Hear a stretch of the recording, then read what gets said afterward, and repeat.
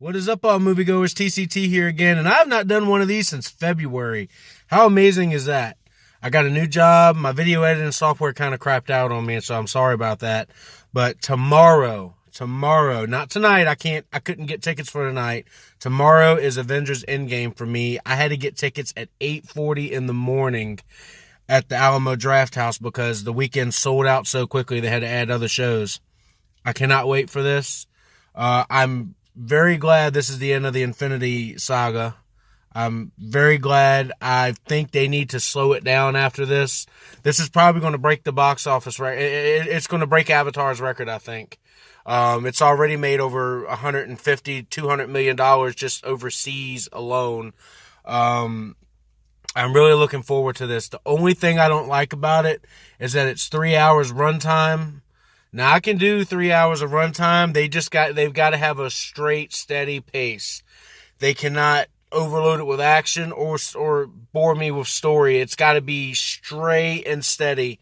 Because if it's not, I am going to come out of there and I'm going to be like, and I don't want to feel like that. I really don't want to feel like that.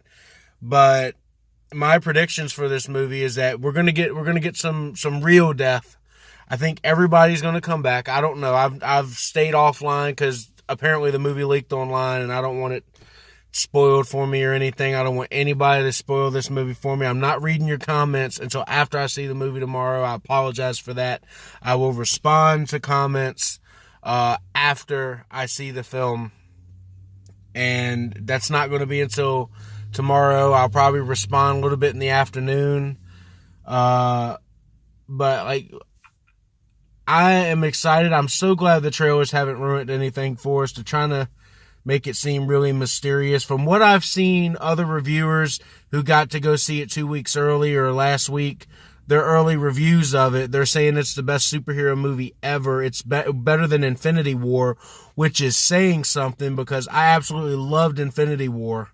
Everybody was mind blown at the end. I know you probably saw my reaction coming out of the theater. It started to rain, which felt like an omen to me because of what happened in that movie. Of course, everybody knew what was going to happen, that Thanos was going to win because it was a two-parter.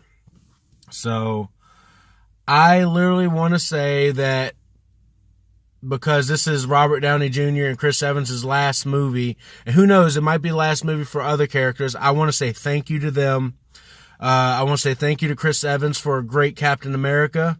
I want to say thank you to Robert Downey Jr. for an incredible Iron Man. I remember going to see Iron Man when I was in the movie theater in high school. 2008, I remember going to see it. It was summertime 2008, and I was blown away. Him and Jeff Bridges tore the house down in that.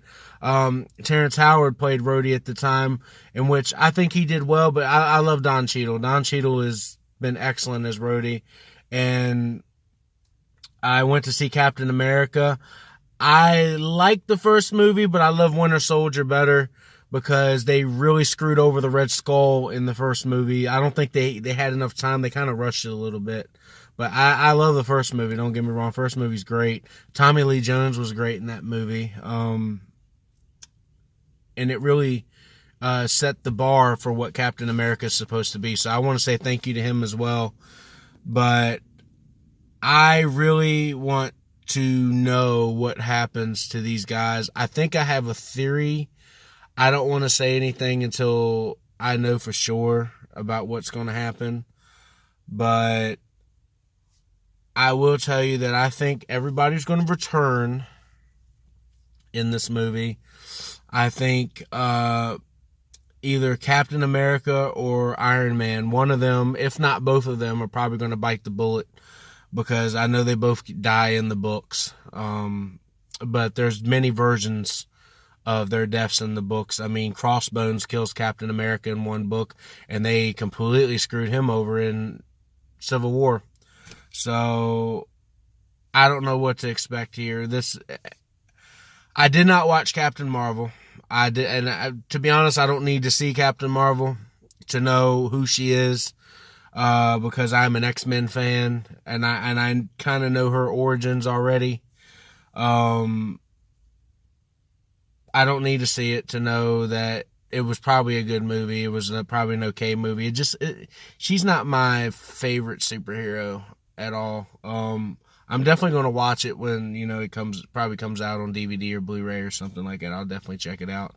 But I don't need to watch Captain Marvel to know what's going to happen with her in Infinity War. She's going to play a big role. She's definitely going to play a big role with her star power, her quantum power.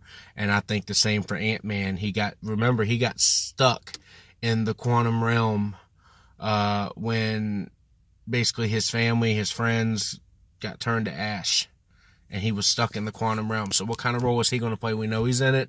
The trailer spoiled me on that. At least I know he's in it. Every superhero is going to be in it. But my takeaway from Infinity War, my favorite moment of Infinity War was seeing the end of it and seeing Spider-Man fall into Tony's arms. And just, as a kid, he's like, I don't want to go. That was the most heartbreaking moment in the movie, I think. And then seeing Black Panther die, which, if you haven't seen the movie and I just spoiled it for you, I'm sorry, but it's been out for a year now. And it's been on Netflix. It's been in the Red Box. It was one of the biggest movies in the box office. So, sorry, I spoiled it for you. But you had plenty of opportunity to see it. And I even told you last year, you need to see this movie. But this year, Avengers Endgame, I think what they need to do after this is take a little bit of a step back and not rush as many of them out. I think the next one to come out is probably Spider-Man Far From Home, which looks okay. I didn't really like Homecoming. I thought Homecoming was fun to watch. The story didn't buy me. If Michael Keaton wasn't in that movie, I probably would have hated it. I really would have hated it. They didn't do enough in that to pique my interest. And it's a shame because I love Spider-Man, but they have not been able to get out of the Tobey Maguire fix with Spider-Man.